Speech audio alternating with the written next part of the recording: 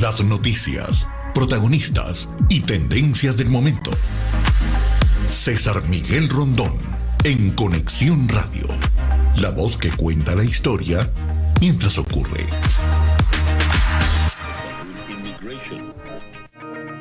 Muy buenos días. Son las 9 en punto de este martes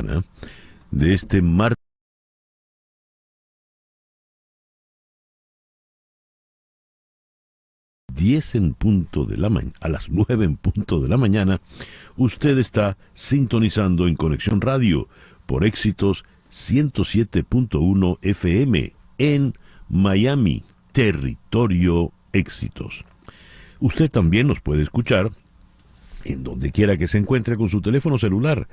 Si baja la aplicación Actualidad Media Group, esa aplicación usted la puede descargar de manera gratuita en su celular. Y también nos puede ver, nos puede sintonizar por éxitos107.com. Aquí recibo el saludo de Vilet Peraza, desde el municipio San Joaquín, estado Carabobo, tierra de las panelas y los pastores. José de Villa con su abrazo estrangulante desde Maracaibo. Carlos Cuevas, desde Filadelfia, vuelven las conversaciones en México, ojalá no sean una distracción más.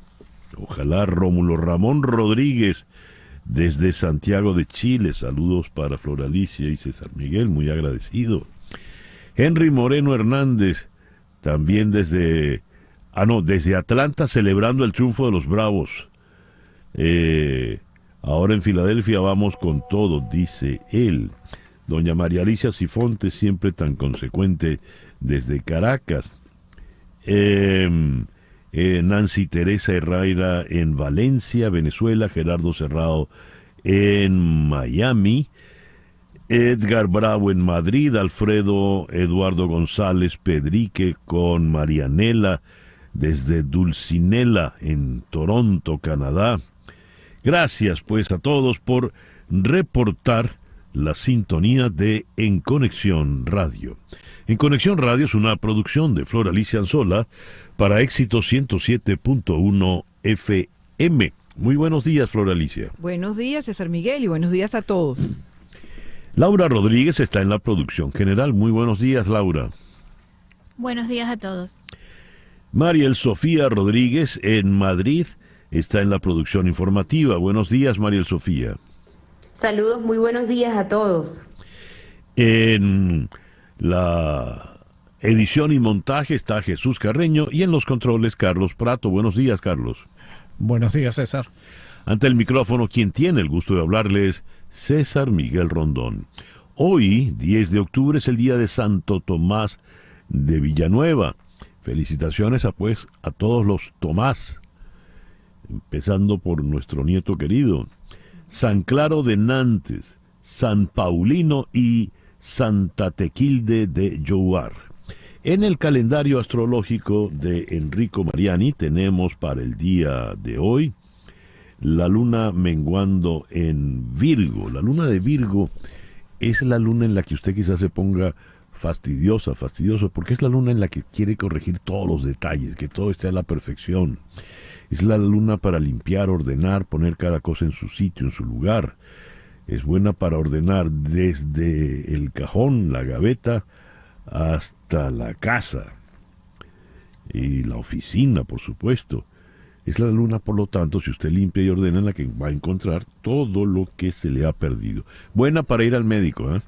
Y hablando de limpieza, es buena para un proceso de desintoxicación. Y si usted cree en ramalazos, pues también puede ser esta la luna. Luna menguante en Virgo, Sol en Libra, este martes 10 de octubre del año 2023. Hoy es el Día de la Salud Mental, decretado por la Organización Mundial de la Salud.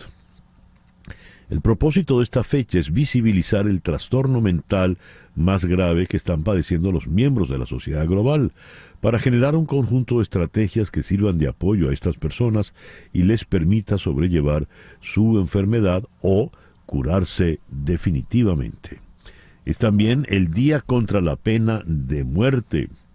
Es una iniciativa impulsada por la Coalición Mundial contra la Pena de Muerte, organismo que agrupa a las organizaciones abolicionistas que buscan erradicar la pena capital. También el Día Mundial de las Personas Sin Hogar tiene la finalidad de sensibilizar y concienciar a la población acerca de las personas que no tienen un hogar para vivir o que habitan en viviendas en condiciones infrahumanas e insalubres en varias partes del mundo y la discriminación que sufren por su consideración. Es el día de Ada Lovelace.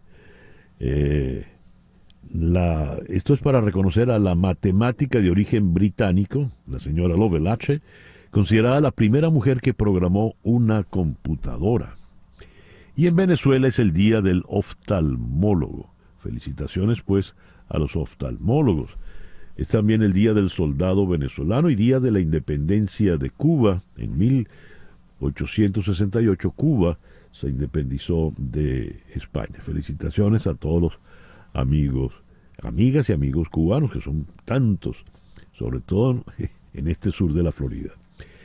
En nuestra agenda para el día de hoy vamos a conversar con Janet Weibenham. Ella es uruguaya, vive en Israel desde hace 26 años. Israel ha recuperado el control de la zona fronteriza con la Franja de Gaza y ha logrado cesar la infiltración de milicianos de Hamas en su territorio. Con ella nos vamos a poner al tanto de cómo está la situación allá en Israel. En Washington vamos a conversar con la periodista Celia Mendoza. Mientras Biden trata de evitar que la guerra de Israel y Hamas se extienda por el Medio Oriente, los republicanos critican su manejo de la situación. Según Ron DeSantis, Irán ha ayudado a financiar esta guerra contra Israel y las políticas de Biden, que han sido suaves con Irán, han ayudado a llenar sus arcas. Israel ahora está pagando el precio de esas políticas. En Bogotá vamos a conversar con el internacionalista César Niño. Hoy la Asamblea General de Naciones Unidas vota el eventual regreso de Rusia al Consejo de Derechos Humanos de Naciones Unidas. En Quito vamos a conversar con Brian Espinosa. 6 colombianos sospechosos de asesinar al candidato presidencial. Se me fue el nombre del candidato presidencial. Villavicencio, creo. Fueron asesinados en prisión. Los encontraron ahorcados.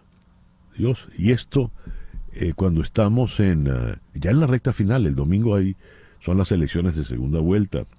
En Santo Domingo vamos a conversar con el economista Alejandro Grisanti, director socio fundador de Ecoanalítica.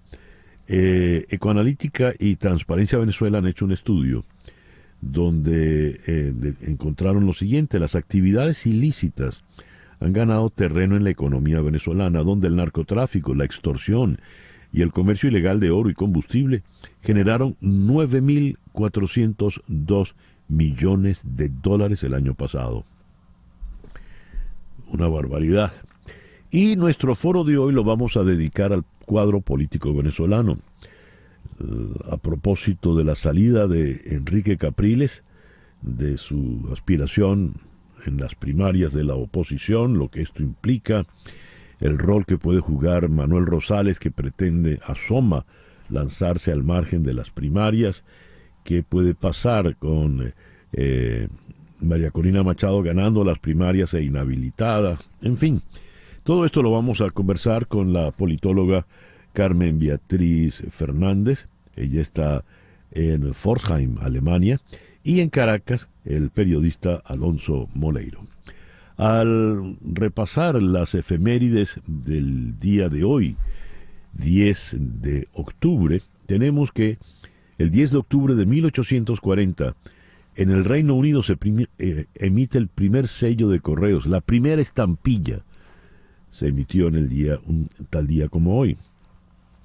El 10 de octubre de 1845, en Anápolis, la Academia Naval de los Estados Unidos abre con 50 alumnos. El 10 de octubre de 1938 se firma el Pacto de Múnich, según el cual se ceden los Sudetes a la Alemania nazi. Richard Chamberlain, el entonces primer ministro británico, salió de esa reunión muy tranquilo. Le estrechó la mano a Hitler y dijo, bueno, ya hemos abortado el riesgo de la guerra. Unos meses después, Hitler invadía definitivamente Polonia. Hablando ya de la Segunda Guerra Mundial, el 10 de octubre de 1941, en el marco de la Operación Barbarroja, Walter von Reichenau, comandante del Sexto Ejército Alemán, emite la notoria Orden de la Severidad. Esta orden animaba a los soldados alemanes a asesinar civiles judíos en el frente oriental. Los alemanes no solo iban contra los judíos, iban contra todas esas razas que ellos consideraban inferiores. Así que el 10 de octubre de 1944, en el campo de concentración de Auschwitz, en Polonia, en el marco del Holocausto, los nazis asesinan a 800 niños gitanos. Dios. Hoy cumple años la gran poeta venezolana Yolanda Pantin. Nació el 10 de octubre de 1954. Cumple 69. Está muy joven todavía. Feliz cumpleaños, querida y admirada Yolanda. Hoy también cumple años Gavin Newsom, el gobernador de California, uno de los eventuales candidatos a la presidencia por el Partido Demócrata. Está cumpliendo 56 años. En 1985, hace 38 años, murió el gran Orson Welles. Falleció de 70 años. Y el 10 de octubre de 1986 en San Salvador, un terremoto de 7.5 grados en la escala de Richter mató a 5.600 personas. Dios mío.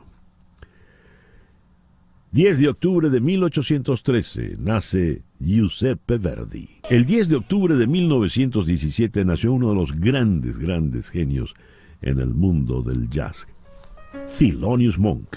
10 de octubre de 1935.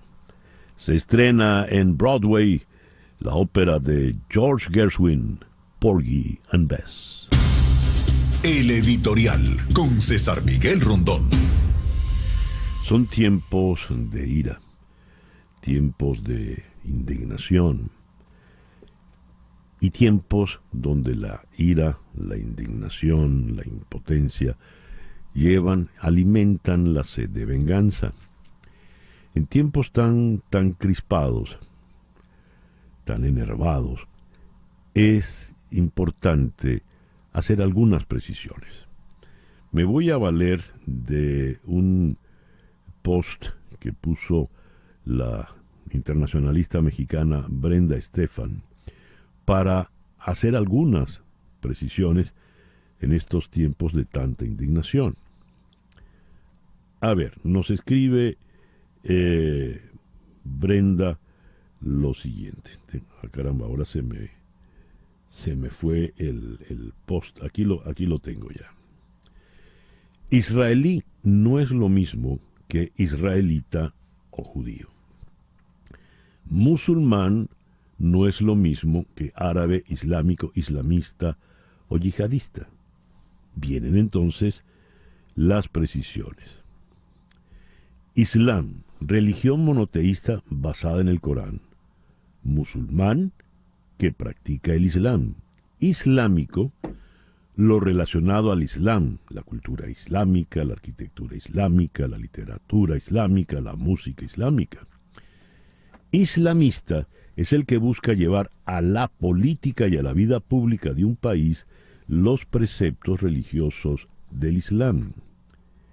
Yihadista es el que está a favor de la yihad o guerra santa para impulsar los preceptos religiosos del Islam. Árabe es aquel que habla el idioma árabe. Por ejemplo, el mundo árabe refiere al conjunto de países que tienen como lengua oficial el árabe. Israelí, que es ciudadano de Israel. Israelita, que es otra cosa, israelita es judío o hebreo, es decir, que profesa el judaísmo, o bien que forma parte del antiguo pueblo de Israel, descendiente de Israel o Jacob. De allí que no es lo mismo decir israelitas o israelí. Entonces, según estas precisiones que nos da Brenda Estefan, ella nos aclara, hay países de mayoría musulmana que no son árabes. Por ejemplo, Indonesia, Turquía o Irán no son países árabes. Irán es persa, no árabe. No todos los árabes son necesariamente musulmanes.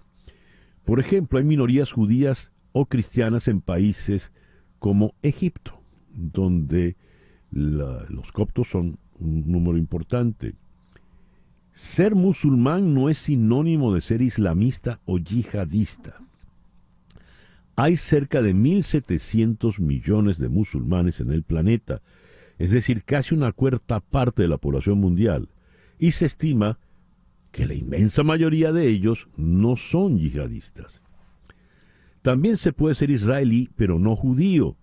De hecho, 20% de la población israelí es musulmana. Y se puede ser israelita, pero no israelí, como millones de judíos que no son ciudadanos de Israel.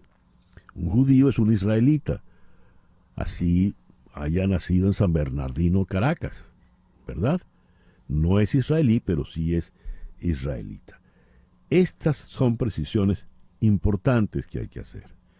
Hamás es un grupo terrorista que gobierna, que controla la vida en la franja de Gaza, en un estrecho pequeño, aislado de la Palestina, en el sur del territorio israelí. Hamás es una organización terrorista en Palestina. No todos los palestinos son parte de Hamás. Cuando hablamos del ataque terrorista salvaje contra Israel, ese ataque lo han hecho los terroristas de Hamás. Es un error decir los palestinos atacaron, porque si bien todos los de Hamás son palestinos, no todos los palestinos son de Hamás. Estas precisiones es bueno hacerlas, porque todo parece indicar que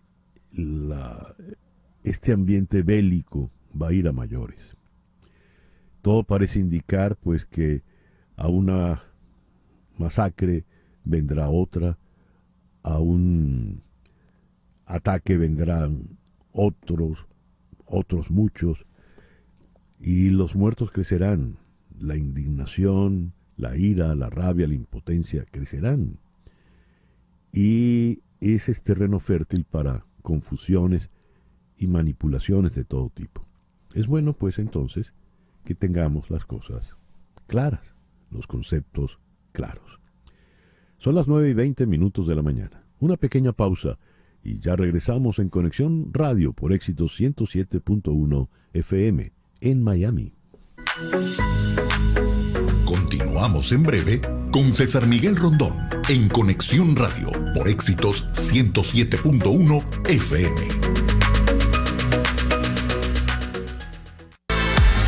Estamos en Conexión Radio con César Miguel Rondón.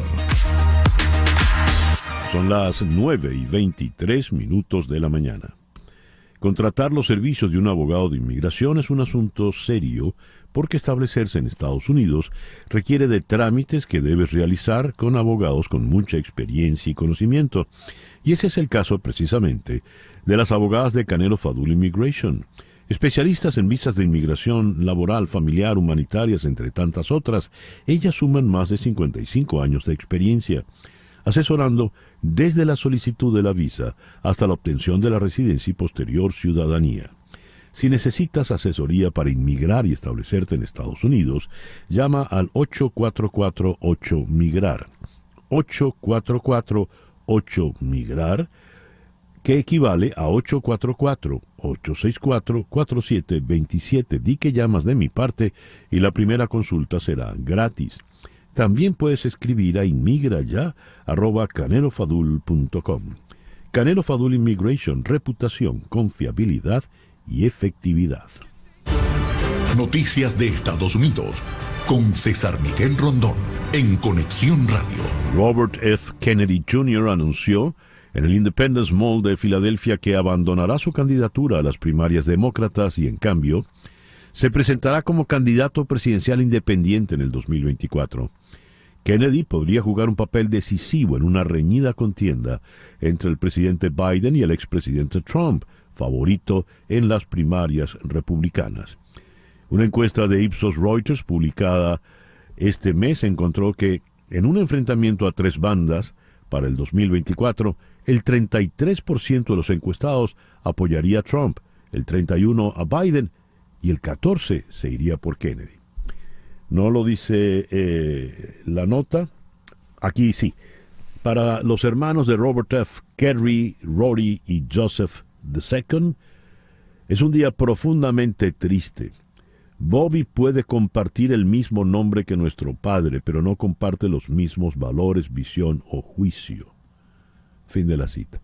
No apoyan la familia, los hermanos, no apoyan a Robert Kennedy Jr.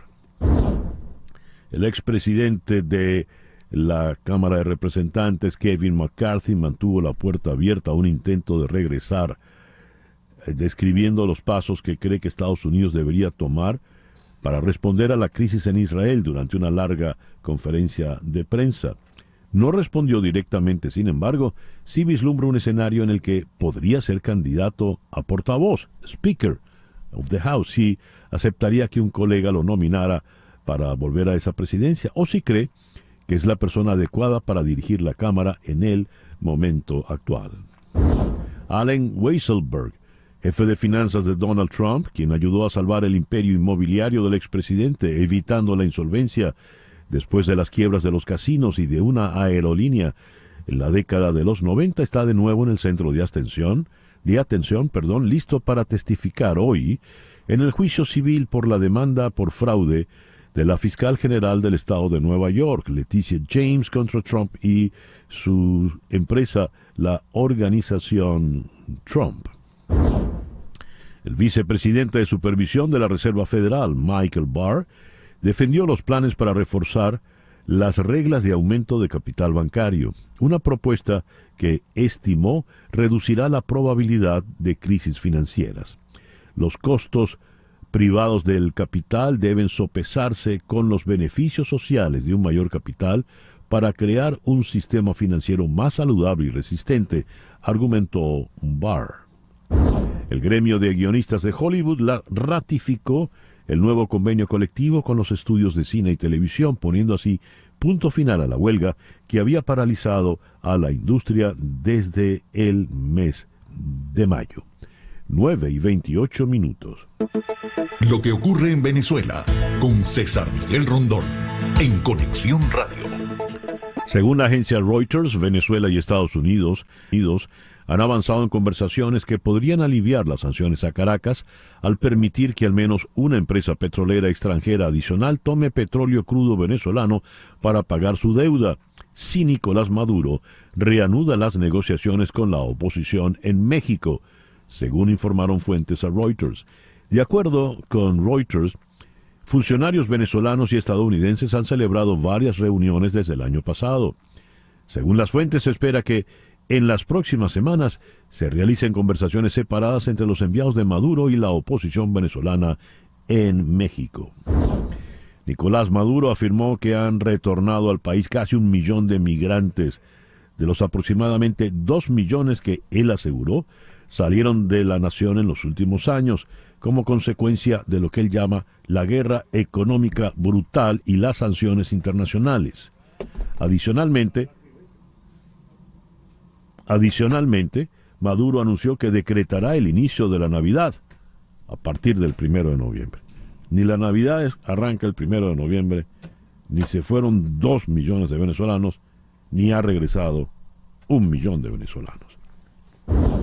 Los 12 candidatos que aún quedan para la elección primaria opositora del 22 de octubre fueron convocados a un nuevo debate que tiene por fecha el próximo miércoles 18 a partir de las 7 de la noche.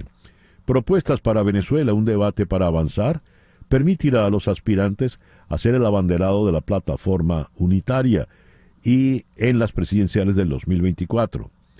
Así pues podrán manifestar sus planteamientos en torno a desafíos económicos, empleo, crecimiento económico, inversión, mejora de los servicios públicos, educación y atención médica, entre tantos otros.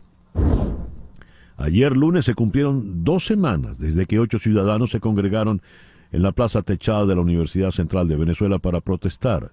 Solo 3 de ese primer grupo permanecen a la espera de un comunicado por parte de PDVSA. Los ciudadanos reiteraron su oposición. No detendrán la huelga de hambre hasta conseguir respuestas reales a sus exigencias. Julio Blanco, vocero de la protesta, reiteró tal afirmación a la vez que agradeció la visita de los diputados. No obstante, el jubilado hizo un llamado a Nicolás Maduro para que interceda ante PDVSA. Estamos hablando de, leí la noticia del Nacional, pero estamos hablando, no lo especifica aquí, de la huelga de hambre de los jubilados de PDVSA. 9:31 de la mañana. Lo que pasa en Latinoamérica, en Conexión Radio. El presidente de Colombia, Gustavo Petro, comparó la situación de la Franja de Gaza con el campo de concentración de Auschwitz en la Segunda Guerra Mundial. Dijo Petro: ya estuve en el campo de concentración de Auschwitz y ahora lo veo calcado en Gaza. En un cruce verbal con el embajador de Israel, Gali Dagan, dijo: ningún demócrata en el mundo puede aceptar que Gaza sea convertida en un campo de concentración. Los campos de concentración son prohibidos por el derecho internacional y quienes los desarrollen se transforman en criminales de lesa humanidad. Eso dijo Petro. Dice que desde joven ha estudiado el conflicto palestino-israelí y por lo tanto sabe de la inmensa injusticia que ha sufrido el pueblo palestino desde 1948, igual que sé de la inmensa injusticia que sufrió el pueblo judío por los nazis en Europa desde 1933. La actitud de Petro es francamente hipócrita e infeliz. Este es el mismo individuo que fue a Berlín a decirle a los berlineses que la caída del muro de Berlín había sido un error. Y la actitud de Petro va en la misma tónica de este otro individuo, Andrés Manuel López Obrador, el presidente de México, quien dijo que ante lo que está ocurriendo en Israel y Gaza, México es neutral. Dios. El expresidente de Bolivia, Evo Morales, dijo que la reunión que convocaron sectores sociales y gremiales es organizada por el gobierno de Luis Arce para invalidar al Congreso del gobernante Movimiento al Socialismo, que ratificó su candidatura para las presidenciales del 2025. Además de ratificar la candidatura de Morales, el partido MAS de gobierno señaló que se evidencia que el actual presidente Luis Arce y el vicepresidente David Choquehuanca buscan dividir y debilitar la fuerza de las organizaciones sociales y se han puesto al servicio de los intereses de la oligarquía y del imperialismo. Dios. Buenos Aires. El temor a un terremoto económico tras el cambio de gobierno que habrá en Argentina el próximo mes de diciembre, o el temor a una nueva brusca devaluación de la moneda tras las elecciones del 22 de octubre, acrecienta la voracidad por los dólares estadounidenses hasta llevar su cotización a nuevos valores récord. La incertidumbre electoral es elevadísima, pero sea quien sea el próximo presidente, los argentinos dan por descontado que habrá fuertes movimientos cambiarios después del 10 de diciembre, cuando asuma el nuevo ejecutivo. 9:34. Las noticias del otro lado del mundo. En Conexión Radio. Según la agencia EFE desde Jerusalén, Israel ha recuperado el control de la zona fronteriza con la Franja de Gaza y ha logrado cesar la infiltración de milicianos de Hamás en su territorio, Según informó el FDI, las fuerzas de defensa israelíes en el día de hoy, martes. Hoy es el cuarto día de guerra contra el grupo terrorista Hamas.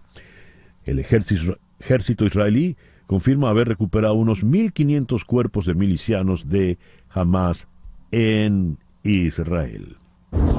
También, según la agencia EFE, acorralados por los incesantes e imprevisibles bombardeos israelíes, los civiles de la Franja de Gaza no encuentran dónde estar a salvo, mientras los proyectiles impactan viviendas, mezquitas, ambulancias e incluso los alrededores de un hospital en el tercer día de la nueva guerra entre Hamas e Israel. Las enormes columnas de humo negro que sobrepasan los edificios en numerosos puntos de la zona son la estela de destrucción que van dejando los proyectiles de Israel, que asedia el enclave palestino por aire, tierra y mar. Tras el estruendo de los impactos emergen de entre los escombros familias enteras con niños y mascotas bañados en polvo y sangre. Muchos otros vivos y muertos quedan atrapados bajo las ruinas. Es, repito, la descripción de la agencia española EFE. Pero vamos hasta Israel. En la población de Givatayim está Janet Weigenbaum. Janet, muy buenos días aquí en Miami, muy buenas tardes allá en Israel. Muchísimas gracias por atendernos. Muy buenos días a ustedes. Sí, aquí buenas tardes, y aquí en esta zona ya hemos tenido 2 alarmas en el día de hoy. Así que si se nos corta la comunicación o les digo suena alarma y sale corriendo, no se enojen conmigo. No, por favor. Lamentablemente tuve que llegar a esta zona donde vive mi hija porque... porque ella quería mucho que en el momento que nos permitieron salir de la zona mía del kibutz, llegáramos a estar con ella. Y otro porque hoy día toda esa zona, la zona del municipio de Eshkol, que es la zona sur lindera con la Franja de Gaza, han evacuado a toda la población. Esa zona de Eshkol es la zona que tiene la frontera más larga con la Franja de Gaza, 45 kilómetros. El kibutz donde yo vivo se llama Nir Yitzhak, es un kibutz que está a 3.8 kilómetros de la Franja de Gaza y 8 kilómetros de la frontera con Egipto. Nosotros el día sábado tuvimos infiltraciones de por lo menos 20 terroristas que entraron, rompieron, raptaron, mataron,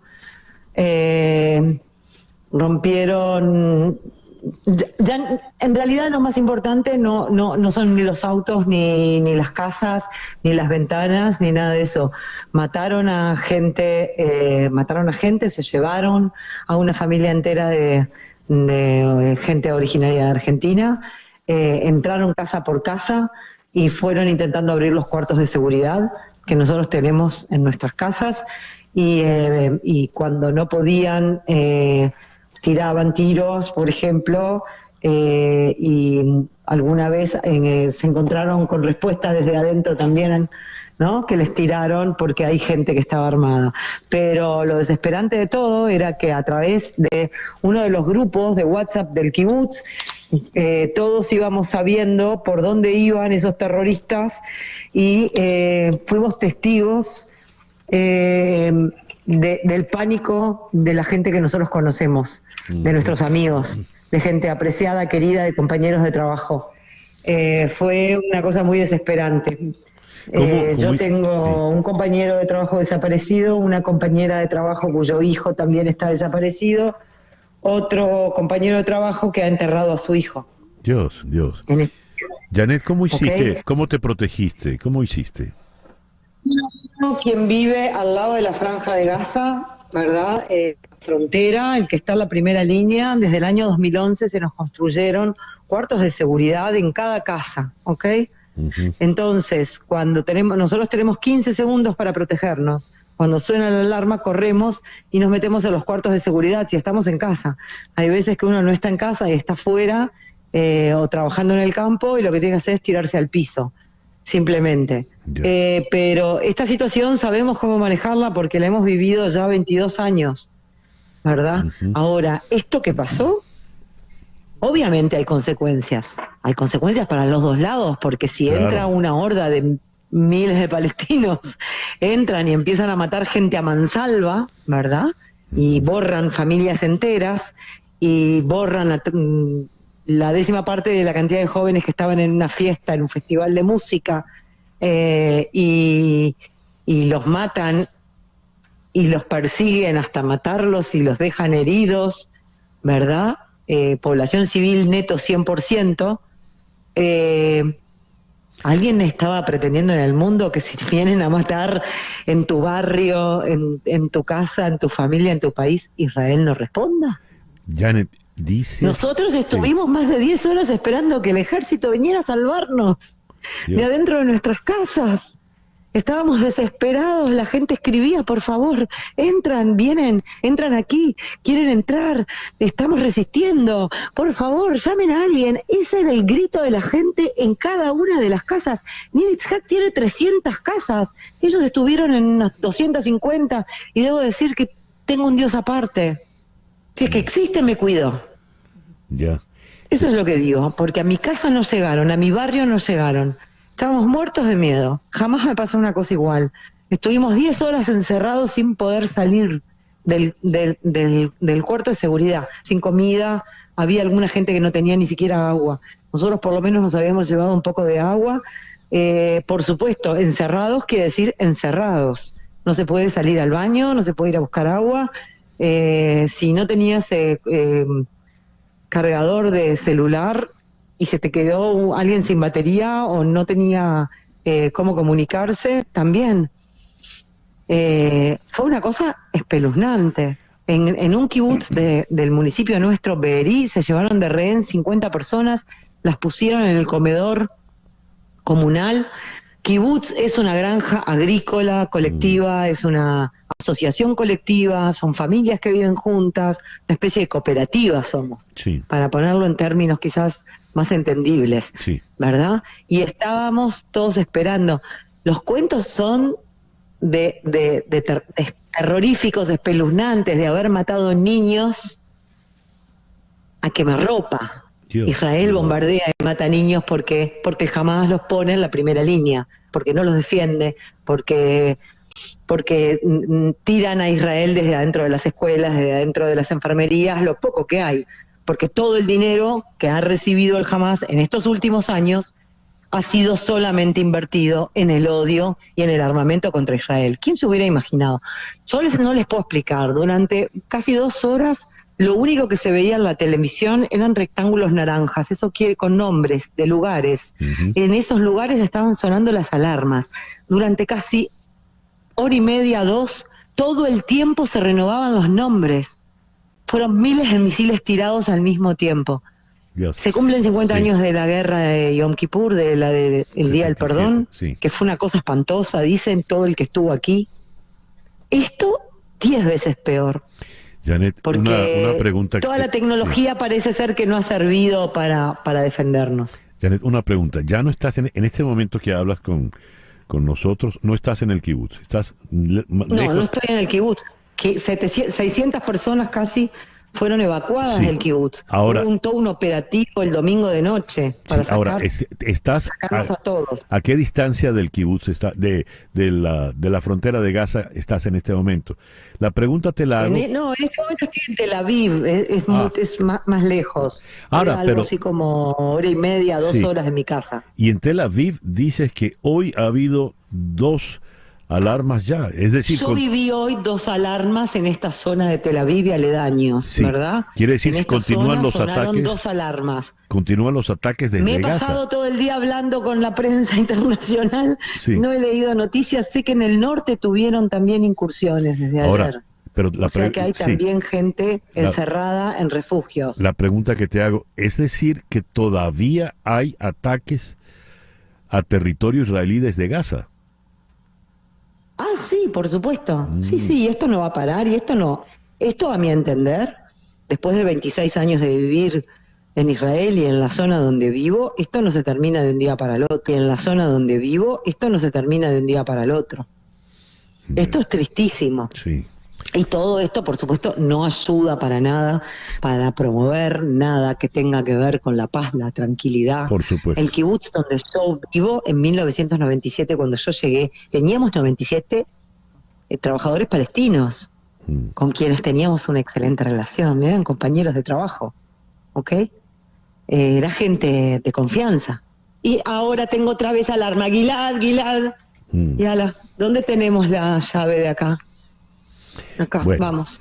Estamos saliendo, sí. No sé qué va a pasar con mi conexión con ustedes, ¿ok? Bueno, Janet, muchas gracias. Aquí, allá. Recibe un fuerte abrazo. Estoy corriendo, Sí. Aquí no tengo 15 segundos, por suerte aquí tengo un minuto. Lo que pasa es que en el momento en que entre en el cuarto... Ya, se nos fue la comunicación. En el momento en que entre el cuarto de seguridad probablemente esto se corte. Sí, gracias, Janet. Corre, anda, protégete. Por favor, anda y protégete. Guarécete. Gracias. Gracias a ti por Gracias. atendernos. Gracias a ustedes. Fuerte abrazo, Janet. Es decir, entonces, estamos hablando en la zona donde ella está, en Tel Aviv. Este sería la tercera alarma en el día de hoy. Son las 9:45 de la mañana. Hacemos una pequeña pausa. Ya regresamos en Conexión Radio. En un momento regresamos con César Miguel Rondón en Conexión Radio por Éxitos 107.1 FM. Sintonizas a César Miguel Rondón en Conexión Radio por Éxitos 107.1 FM. Es hora de hacer contacto con Hani Martínez Ward, abogada de accidentes. Hani, muy buenos días. Muy buenos días. Estamos en nuestras oficinas, nuestro equipo, trabajando 24/7 para todas las personas que están en un accidente los fines de semana, en las noches, los viernes en las noches. Y queremos recordarle que en la Florida usted solamente tiene 14 días para hacer un reclamo. Si usted nos llama en el día 15, en el día 16, pues es demasiado tarde y puede perder todo el derecho. Así que no confíe en los seguros, confíe en tener un abogado desde la escena del accidente, especialmente cuando no le cuesta absolutamente nada. Y ya Hani se lo acaba de decir, ellos trabajan 24/7, de manera que el teléfono de Hani Martínez Ward usted la debe tener en la memoria de su teléfono celular, porque no sabe cuándo lo va a necesitar. Se lo digo de seguidas. 855-DOLOR-55, 855-DOLOR-55, que equivale a 855-365-6755. Les repito, 855-365-6755. Hani, ¿por qué es importantísimo contactarte a ti y no a cualquier otro escritorio de abogados? Bueno, es súper importante porque cuando usted nos llama a nosotros, número uno, a lo mejor usted dice, es Hani Martínez Ward y es los abogados que salen con la canción y con el 855.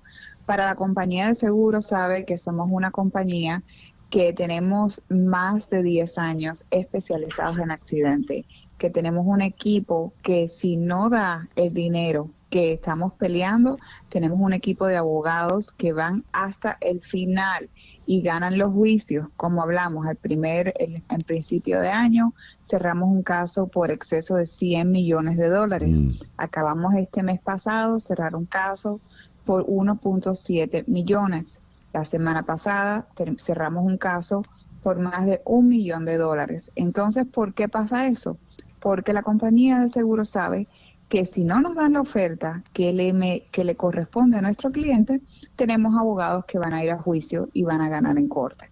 Por eso es que usted necesita abogados especializados en accidentes. No llame a cualquier abogado, llame a Hani Martínez Ward. Le repito el teléfono, 855-DOLOR-55, 855-DOLOR-55, que equivale a 855-365-6755. ¿Algo más, Hani? Eso es todo. Estamos aquí. Pase por nuestras oficinas en Miami Lakes a visitarnos. Por allí pasaremos. Muchísimas gracias, Hani. Que tengas un buen día. Muchas gracias. Hani Martínez Ward, abogada de accidentes. Al leer las noticias de Estados Unidos, reparé en esta declaración del gobernador de Florida, Ron DeSantis. Irán ha ayudado a financiar esta guerra contra Israel y las políticas de Joe Biden, que han sido suaves con Irán, han ayudado a llenar sus arcas, las arcas de Irán. Israel ahora está pagando el precio de esas políticas. Prácticamente está diciendo que Biden es responsable del ataque de Hamas a Irán. Precisemos esto. Vamos hasta Washington. Allí en la línea telefónica está la periodista Celia Mendoza. Celia, muy buenos días. Muchísimas gracias por atendernos. Muy buenos días, un placer. Celia, ¿en qué consiste, a dónde apunta este señalamiento que ha hecho Ron DeSantis y que entiendo es coreado por el Partido Republicano? Bueno, esto básicamente va a la situación que se ha vivido desde que Joe Biden era vicepresidente de los Estados Unidos durante la administración Obama, cuando se liberaron fondos durante los acuerdos nucleares. Recordemos que desde ese entonces Irán ha logrado tener acceso a algunos de los fondos, los cuales fueron congelados nuevamente cuando Estados Unidos se retiró de esto en la administración de Trump. Y desde luego salió a relucir este fin de semana, de acuerdo a la información que se ha dado a conocer, de los fondos que estarían siendo descongelados para Irán después de haber dado libertad a 5 estadounidenses que estaban detenidos injustamente, de acuerdo al Departamento de Estado. Durante el fin de semana hemos escuchado muchos reportes, los cuales conectan la posibilidad del uso de estos fondos. Sin embargo, y esto hay que resaltarlo porque algunos republicanos en el Comité de Relaciones Exteriores e Inteligencia lo han dicho, los fondos no han sido hasta el momento dados directamente a Irán, pero el temor es que estos fondos pueden ser utilizados directamente para respaldar las acciones no solamente los armados y que opera mayormente en el área del Líbano y en Beirut en particular.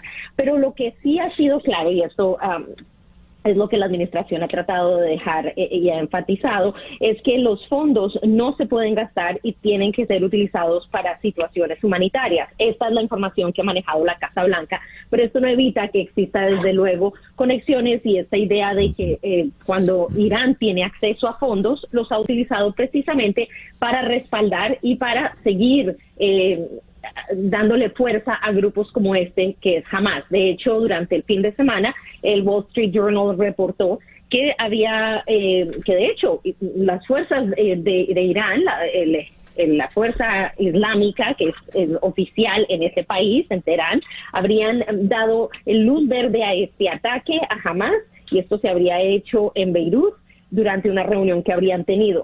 Desde luego, este es un ataque que viene desde hace mucho tiempo en trabajo. Estamos hablando de operación, según lo han dicho los expertos, por aire, por mar y por tierra, la cual se dio con una infiltración que no se pudo detectar y que la inteligencia de Israel, que trabaja directamente con el IDF y también con el Mossad, que es su equipo de inteligencia, no identificaron, y lo mismo otros de sus aliados quienes no identificaron estos movimientos. Hay reportes que se han dado a conocer en las últimas horas donde al parecer el líder de Egipto, el señor Sisi, le habría dicho a Benjamin Netanyahu de información de un posible ataque. Sin embargo, esta información tampoco se ha confirmado. Este fue un reporte de la agencia de noticias AP, la Associated Press, pero en este momento en particular sí lleva a tener en cuenta que podría haber un nexo. La Casa Blanca, el secretario de Estado Blinken, dijo que ellos todavía no tenían información clara y definitiva que pueda poner a Irán como uno de los principales responsables intelectuales o financieros de este ataque en particular, pero desde luego reiteran, recordemos que Estados Unidos declara que es un grupo terrorista Hamas, que ellos han sido aliados que tienen larga data y que tienen relaciones muy, muy fuertes. En todo caso, ya el líder iraní celebró el ataque de Hamas. Dijo, no tenemos nada que ver con eso, pero lo celebramos, ¿no? Interesante lo que nos has planteado sobre los temas de inteligencia en Israel. Celia, muchísimas gracias por estos minutos en la mañana de hoy. Gracias a ti, César Miguel. Celia Mendoza desde Washington. Vamos ahora a Bogotá, donde en la línea telefónica está el internacionalista César Niño. César, muy buenos días, gracias por atendernos. Hola César, ¿cómo estás? Muchas gracias por la invitación, un gusto hablar contigo como es de costumbre. Hoy la Asamblea General de Naciones Unidas ha de votar si aceptan de nuevo a Rusia o no en el Consejo de Derechos Humanos. ¿Por qué Rusia está fuera de ese Consejo de Derechos Humanos, César? Bueno, Rusia está fuera de ese Consejo de Derechos Humanos desde hace un tiempo, tan pronto inició la invasión sobre Ucrania en febrero de 2022. A partir del mes de abril, Rusia ha sido expulsada, y eso obedece, por supuesto, a que la invasión es todo lo contrario a una participación de un liderazgo internacional en materia de derechos humanos. Ha sido, por supuesto, una decisión que se toma de política mundial y de política internacional, en la que, por supuesto, el gobierno de Vladimir Putin es expulsado de esta dependencia de Naciones Unidas, y genera, por supuesto, todo un tipo de interpretaciones, y es que cómo es posible que haya un régimen autoritario, no democrático y violador de derechos humanos en el Comité de Derechos Humanos. Ya, yendo a otros asuntos, en Naciones Unidas, ¿qué pueden manejar en este momento de urgencia por lo que está ocurriendo en Israel? Bueno, varias cosas, ¿no? Es importante tener en cuenta que Palestina, como Estado observador, ese es el estatus correcto que goza Palestina dentro de Naciones Unidas. Es el único Estado no reconocido, pero con estatus de observador, que goza de una oficina de representación diplomática dentro de Naciones Unidas. Y es importante tener en cuenta que el asunto de lo que está sucediendo con base y, por supuesto, desde la perspectiva de lo que sucede tras el ataque de Hamas sobre Israel, es que estamos volviendo otra vez a las grandes interrogantes, a las grandes preguntas sobre, y entonces, ¿para qué Naciones Unidas si ocurre lo que ocurre, como ocurrió en Ucrania, como ocurre ahora en Israel? Y esto, digamos que se pone de manifiesto para entender que la gobernanza global, la política internacional y el derecho internacional están no para impedir que las cosas sucedan, sino para tener un rasero de interpretación y de condenar lo que está sucediendo. Es decir, Naciones Unidas tiene poco que hacer frente a este conflicto, más allá, por supuesto, de condenar y seguramente de monitorear en materia de mantenimiento o por lo menos de asistencia humanitaria. ¿No está prevista alguna reunión del Consejo de Seguridad? Seguramente, sí, seguramente, y de hecho es importante tener en cuenta algo, César, y es que en esta oportunidad, este mes, el Consejo de Seguridad de Naciones Unidas lo preside Brasil, y esto genera una nueva participación del orden latinoamericano ante la crisis en Israel. Hemos visto unas desafortunadas declaraciones del presidente Petro de Colombia, unas afortunadas declaraciones del presidente Boric de Chile, unas muy buenas declaraciones del presidente Lula, que preside el Consejo de Seguridad, condenando la violencia de todo tipo, y esto significaría entonces que la reunión del Consejo de Seguridad tendrá también unos matices interesantes. Recordemos que en este conflicto hay intereses encontrados no solamente de Estados Unidos a favor de Israel, sino el eje Rusia, China e Irán, que efectivamente pues tanto Rusia como China sí hacen parte del Consejo de Seguridad en pleno derecho de veto y de voto, lo cual cualquier resolución que esté encaminada por alguna intervención o coalición militar que vaya a favorecer a Israel será vetada por estos dos actores.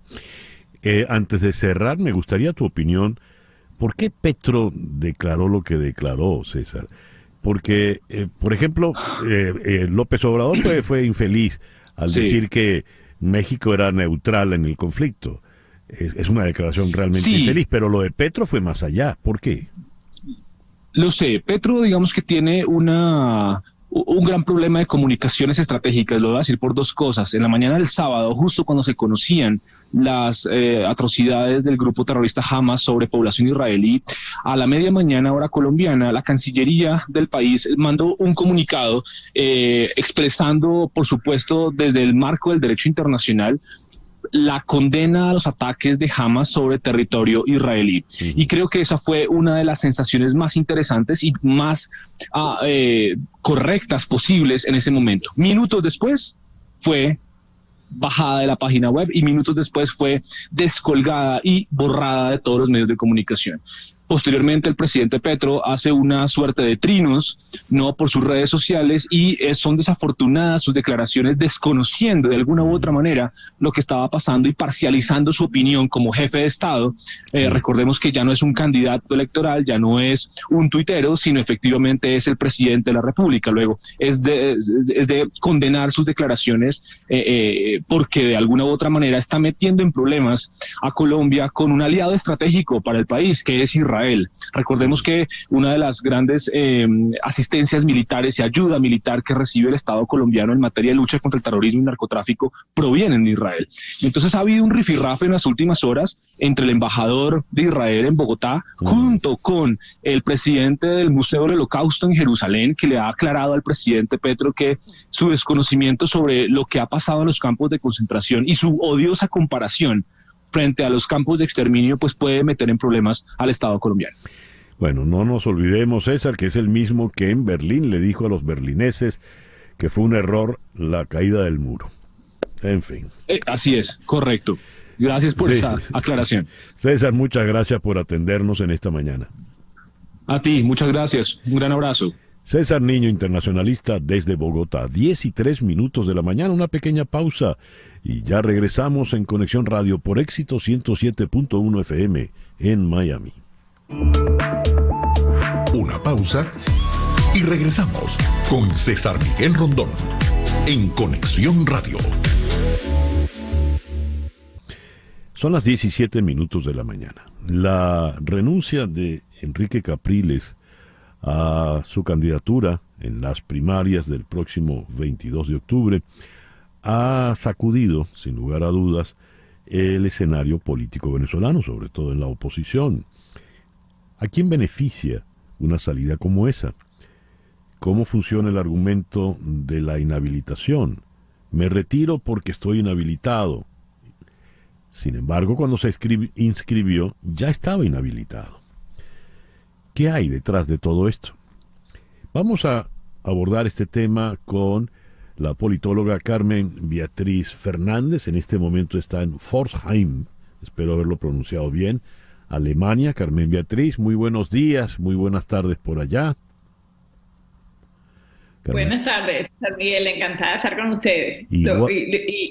Lo pronunciaste regular, pero yo tampoco lo pronuncio mejor, así que no te voy a corregir. Bueno, muchísimas gracias. Y en Caracas, esa sí la sé pronunciar, está nuestro buen amigo, el periodista Alonso Moleiro. Alonso, muy buenos días, gracias por estar con nosotros.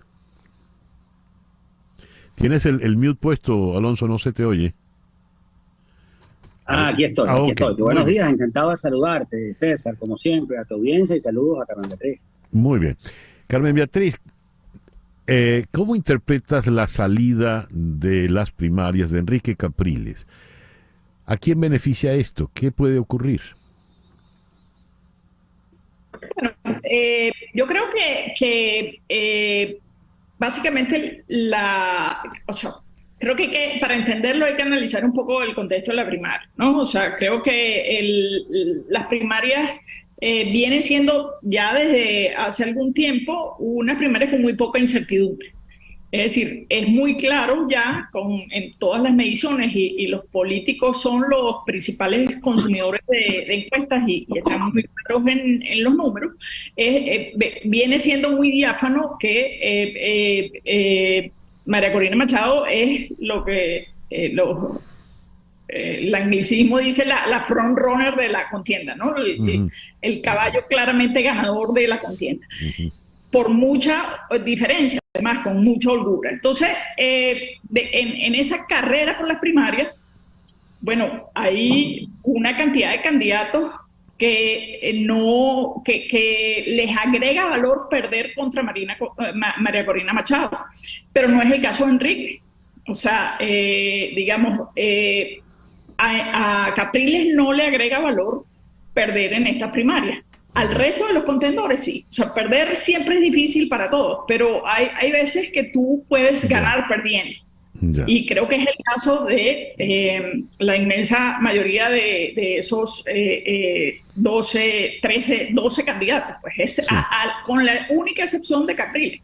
Entonces yo pienso que bueno, hay todo una diatriba en redes sociales en este momento muy pugnaz, ¿no? Entre detractores y partidarios de Capriles, pero yo creo que es simplemente lo que vimos es una decisión personal de un político que pienso que es respetable. O sea, creo que cada quien juega en función de sus intereses y los 11 candidatos que van a esta primaria a sabiendas de que van a perder contra María Corina también lo están haciendo a favor de sus propios intereses, ¿no? O sea, ese es el juego del poder, pues, y lo demás son fantasías. O sea, siempre hay algo más que el juego individual del poder, pero el juego individual de los actores es muy importante. Sí, hablaba Carmen Beatriz Fernández. ¿Tú qué opinas? Le pregunto a Alonso Moleiro. Bueno, Capriles se retira porque María Corina le lleva una ventaja, casi lo está cuatruplicando en los sondeos. Difícilmente alcanza el 10% de intención de voto, 11%. Capriles ha perdido mucha atracción en estos años. Una vez que, desde 2014 en adelante, una vez que estalla la crisis social del país y la vía electoral se desdibuja, Capriles empezó como a no encontrar plataforma donde apoyar su postulado. Por otro lado, hay que decir algunas cosas objetivas. Yo, por supuesto, que también creo que Capriles es un dirigente honorable que está en todo su derecho de retirarse y hacer sus cálculos. Él llamó a votar su llamado institucional por las primarias, pero claro que hay una cosa que hay que apuntar. Bueno, primero, la campaña fue muy débil. Por otro lado, Capriles, yo creo que cometió un grave error al evadir la comparecencia pública, al no exponer sus tesis, al no trabajar para el público de élite, el público culto, creer que el asunto es nada más recorrer pueblos, al no ofrecer su visión de Estado y su interpretación de la política. Lo hacía ocasionalmente en sus intervenciones sin preguntas, y esas debilidades yo creo que se notan. Por otro lado, bueno, me parece evidente que Capriles está en una situación que sabe que no va a poder remontar.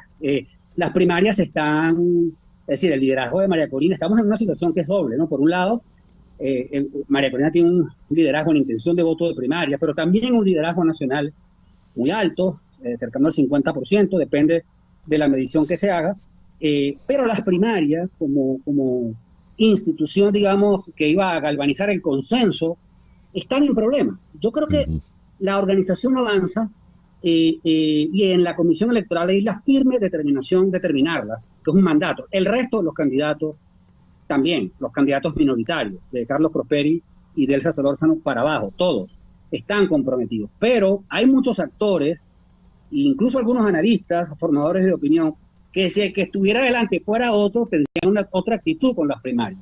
Pero como es María Corina Machado suele no gustar en determinado tipo de público, y entonces hay una especie de repliegue general, pese a los partidos, bueno, un poquito ausentes de su defensa, y además, pues, a un sector de la oposición, una franja muy específica, que bueno, ya no es oposición, pero tampoco es chavismo, ese sector ahí que colabora un poco con los intereses del régimen venezolano, está atacando y desacreditando las primarias todos los días.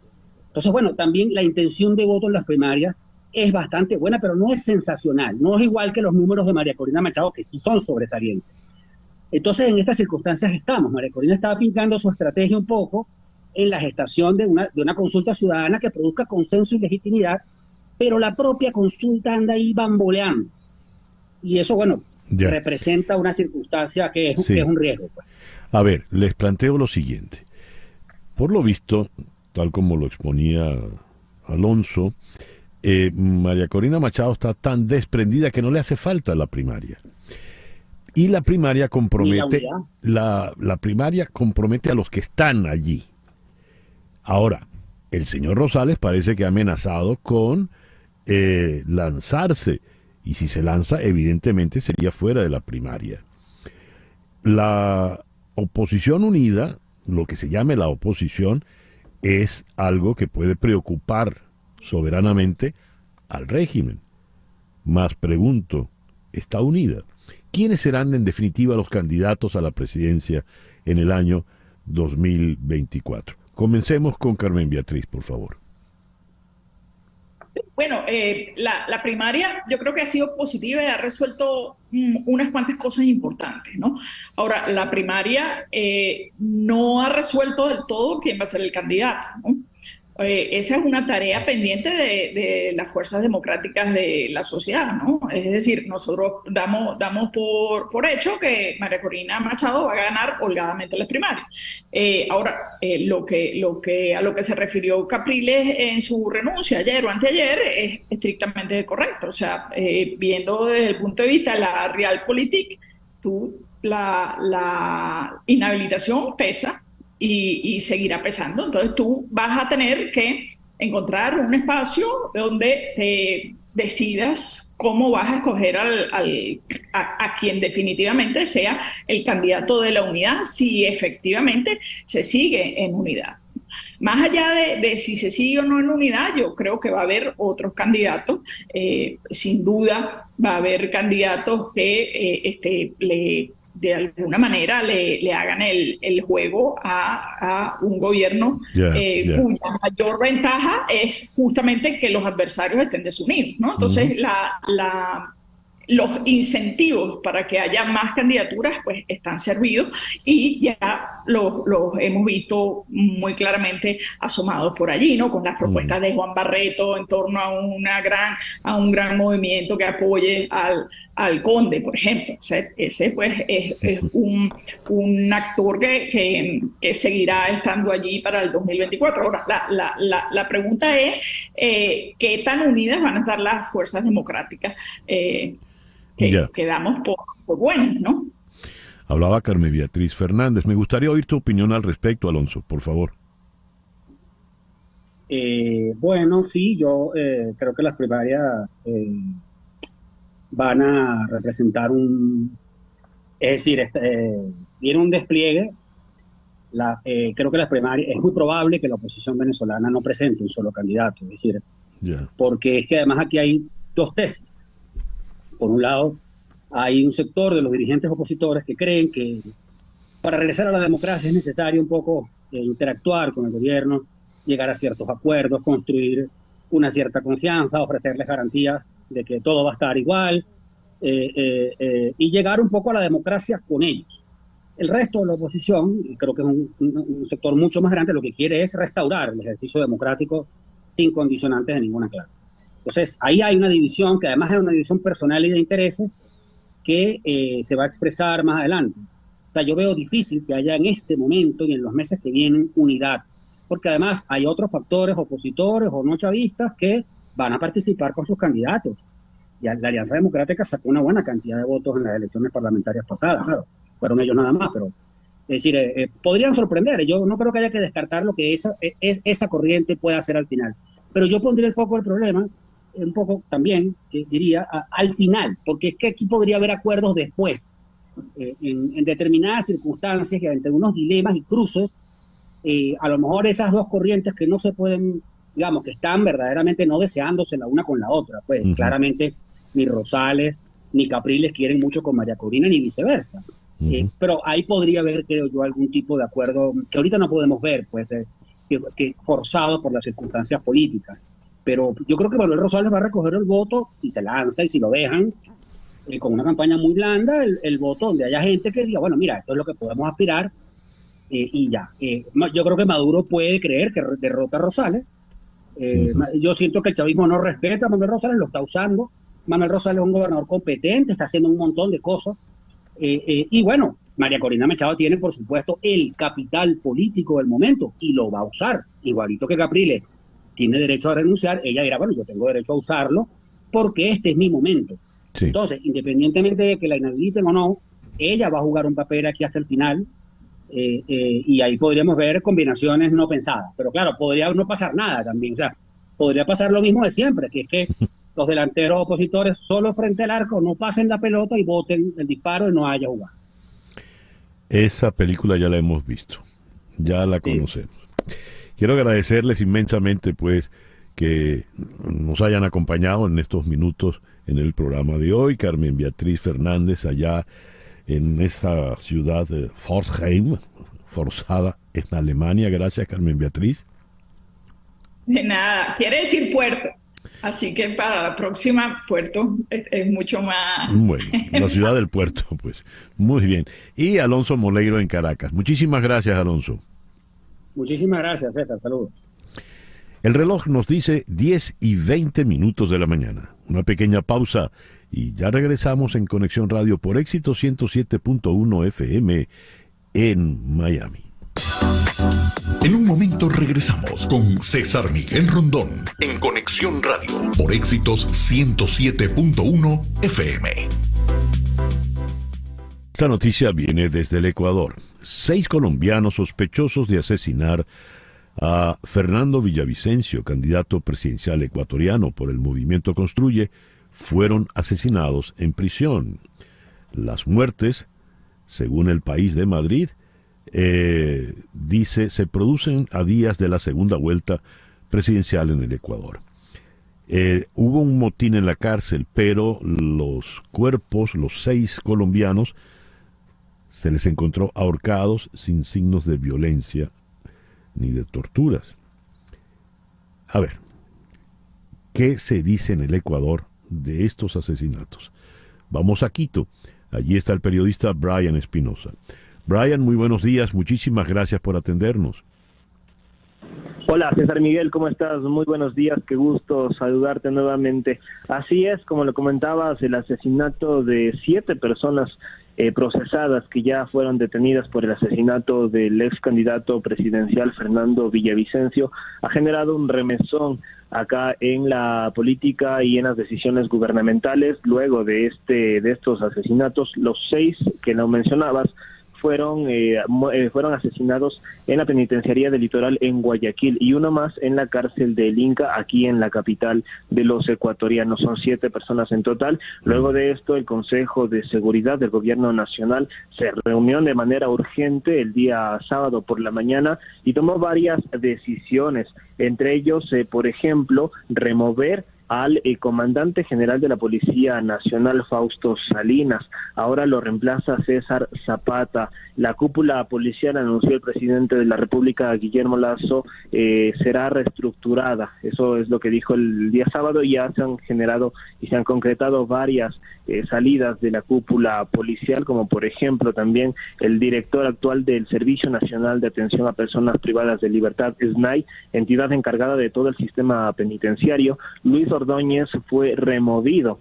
Y también indicaron que se iniciarán las investigaciones del caso. Otro de los altos mandos, el director de inteligencia de la policía, Alain Luna, también fue cesado en sus funciones e incluso dado la baja, esto para las investigaciones respectivas. Y también otro de los cambios que se anunciaron en su momento fue que el director subrogante de la penitenciaría del Litoral, donde se generaron estos 6 asesinatos de los involucrados en el asesinato de Villavicencio, también fue removido, y también presentó el gobierno una denuncia penal en contra del director de la cárcel de la penitenciaría del Litoral para sus respectivas investigaciones. Él, entendemos, está detenido.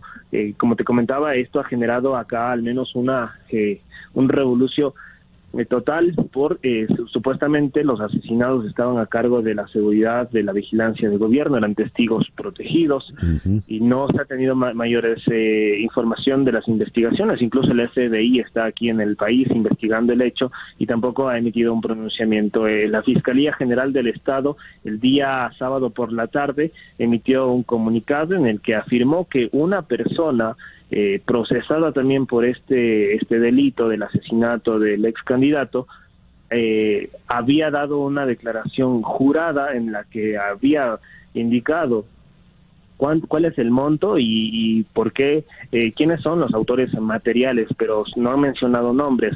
Ahora acá, como lo mencionabas, a una semana de los comicios presidenciales, que lo viviremos ya la segunda vuelta entre Luisa González y Daniel Noboa este domingo 15 de octubre, siempre están en las especulaciones, gente que acusa al correísmo, gente también que rechaza, desde el correísmo han rechazado de hecho estas acusaciones, han indicado que se está jugando con el panorama político a pocos días de la segunda vuelta.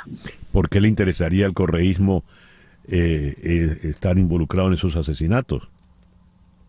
A veces la pregunta como que se hacen todos, ¿no? Y todos se indican como el timing también. Si bien desde el correísmo se ha asegurado que si bien eran rivales políticos, no eran enemigos públicos, y por lo tanto ellos han rechazado estas acusaciones que vinieron principalmente de Cristian Zurita, quien reemplazó en la candidatura a Fernando Villavicencio, quien no está tampoco participando en la segunda vuelta, pero que ha sido también uno de los principales opositores a la Revolución Ciudadana. Y también, bueno, él fue quien afirmó junto a la esposa de Fernando Villavicencio y acusaron directamente al expresidente Rafael Correa de ser el autor intelectual de este asesinato. Sin embargo, como se mencionó César Miguel, esto ha sido rechazado por la Revolución Ciudadana. Y ya yendo a la circunstancia electoral propiamente, ¿cómo va el proceso cuando estamos a días apenas ya del próximo domingo? Bueno, este remesón ha cambiado las decisiones gubernamentales, sin embargo el panorama político, el proceso electoral se mantiene con toda normalidad dentro de la inseguridad y el estado de excepción en el que vive Ecuador, en todo el territorio nacional y también en el sistema carcelario. No han existido mayores novedades en esta segunda vuelta en la campaña, que precisamente se acaba el 14 de octubre. Los candidatos, tanto Luisa González como Daniel Noboa, siguen recorriendo territorios, se reúnen con representantes internacionales para seguir convenciendo que voten por ellos, obviamente, para llegar al poder el próximo 15 de octubre. Ya. Brian, muchísimas gracias por estos minutos en la mañana de hoy. Con todo gusto, César Miguel. Estamos acá a las órdenes desde Quito. Brian Espinosa, periodista ecuatoriano, ya lo dijo él, desde Quito, 10:31 de la mañana. Las noticias de este momento en Conexión Radio. ¿Qué noticias tenemos en este momento, Flor Alicia? El Consejo de Cooperación del Golfo y la Unión Europea abordaron hoy en una reunión ministerial la actual guerra entre el grupo terrorista Hamas e Israel y acordaron trabajar juntos para mantener la paz en Oriente. Los ministros árabes destacaron que la peligrosa escalada de la guerra amenaza las vidas de muchos civiles inocentes, por los que urgieron a trabajar colectivamente para calmar la situación. También pidieron a las partes enfrentadas que inicien inmediatamente negociaciones de paz serias en base al derecho internacional y a las resoluciones de la ONU para alcanzar una solución política. Mientras tanto, el presidente ruso, Vladimir Putin, se está reuniendo hoy con el primer ministro de Irak, Mohammad Shia al-Sudani, con quien, según informó su gobierno, abordará la situación en Oriente Medio, con la guerra en Israel de fondo y la cooperación ruso-iraquí. Gracias, Flor Alicia. A las 10:32 de la mañana hacemos contacto con el amigo Mauro Guerra, fundador de Guerra Financial Group. Mauro, muy buenos días, gracias por atendernos. Un placer para mí, César Miguel, y bueno, como siempre tú trayendo buenas noticias y todo lo que nos pasa diariamente en nuestro mundo, que a veces no lo entendemos, ¿no es cierto? Bien, a ver, vamos a hablar de un propietario de un negocio grande o pequeño que por supuesto está interesado en hacer su planificación a futuro. ¿Cómo afecta la elección de la entidad comercial? Por ejemplo, si se trata de una empresa unipersonal, una LLC, una corporación S, a efectos de la planificación de lo que serían sus propios planes de jubilación. Bueno, no solamente los planes de jubilación, sino primero les voy a dar hoy unos tips rapidísimos de qué es lo que tienen que hacer ustedes, amigos oyentes. Primero, usted tiene que elegir el tipo de corporación que va a tener. Si va a ser lo que llama un sole proprietorship, donde usted es única y exclusivamente el dueño, pues usted se corre la liability completo, la responsabilidad de correr con el negocio con su propio bolsillo o con cualquier cosa que le pueda llegar a pasar. Segundo, usted puede establecer una compañía limited liability corporation donde usted no es el responsable de los actos de la compañía y si viene una demanda viene directamente contra esa compañía y no contra usted. Tercero, usted puede escoger un S corporation, que es lo que llama un small business corporation, para poder evitar la doble taxación, y el C corporation sí establece doble taxación. Significa que la compañía tiene que pagar impuestos y usted también personalmente tiene que pagarlos, pero en un Small Business Corporation eso no lo va a pasar.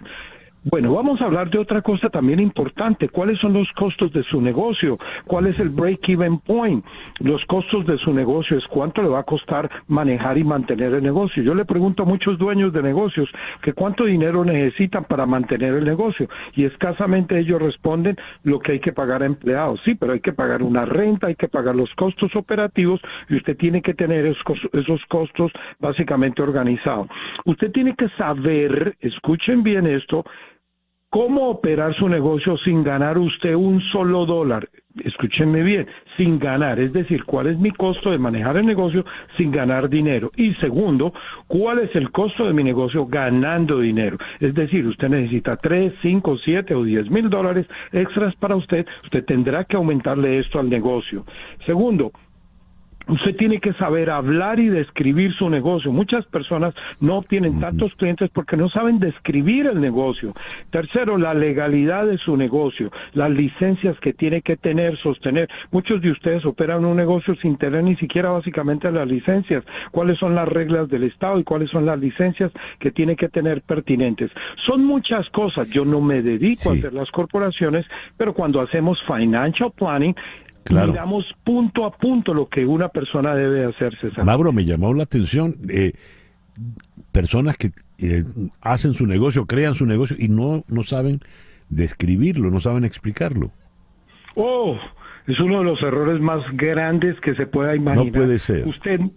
Y la gente dice, mira, aquí le entrego mi tarjeta y ya la persona cree que con eso ya está poniéndole el negocio. No, usted tiene que aprender de memoria cómo describir su negocio, porque esto es uno de los, ni siquiera horror. Usted tiene que poder saber decir, nosotros somos una compañía que nos dedicamos a retirar a personas y saber que tengan los ingresos necesarios para poderse retirar y hacemos esos cálculos, se los entregamos para su propia satisfacción. Usted tiene que saber el objetivo de lo que va a hacer en su negocio. Y lo mismo cualquier persona en cualquier rublo que se trate de trabajo de la vida diaria. Usted tiene que tener claro su objetivo y si no lo puede descubrir, entonces ¿para dónde va? Eso es una de las cosas que debemos hacer y eso se hace cuando se planifican las finanzas y no solamente el futuro económico, sino saber usted que usted está actuando el día de hoy para tener éxito. Y el éxito se obtiene sabiendo describir su negocio, sabiendo hacer estos consejos que les estoy dando. Mauro dice, yo no le hago a usted el negocio, pero le planifico según el negocio, pero la orientación tienes que dársela, ¿verdad? Porque es que lo que me acabas de decir me tiene francamente sorprendido.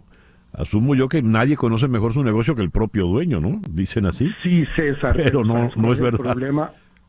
¿Sabes cuál es el problema? ¿Cuál es? Que nosotros los hispanos creemos siempre que no las sabemos todas. El hecho de que usted sea bueno en un área no significa que usted es bueno en todas. Por ejemplo, yo tengo en la oficina nuestra el día de hoy cerca de 40 empleados, pero yo personalmente no he sabido manejar 40 empleados, pero son mis hijos, en este caso, que yo tengo que pasarles el mando a ellos y decir, mire, ustedes sí han tenido la capacidad que yo no tuve. Esa es otra cosa. Usted es dueño de negocio, cree que se las sabe todas, pero ¿por qué no ha agrandado su negocio? Usted busca todas las razones externas, pero nunca mira las razones internas para poder crecer. Señores, dolores de cabeza. Eso es lo que nos causa. Pero bueno, lo más importante es aprender a reconocer qué es lo que usted tiene que hacer. Busque una persona que le ayude a organizar su negocio, su vida financiera y que pueda tener unas metas claras de dónde está y a dónde va César Miguel. Esa persona yo le recomiendo, estimado oyente, es Mauro Guerra. Llámele al 305-777-1767. Repito, 305-777-1767 y también le puede escribir a www.guerrafinancial.com. Mauro, muchísimas gracias por atendernos en la mañana de hoy. Claro, César Miguel, para mí es un placer. Y ustedes, amigos oyentes, ánimo, para adelante. Eso es lo mejor que hay que hacer en la vida. Muchas gracias. 305-777-1767, el teléfono de Mauro Guerra. Son las 10:38.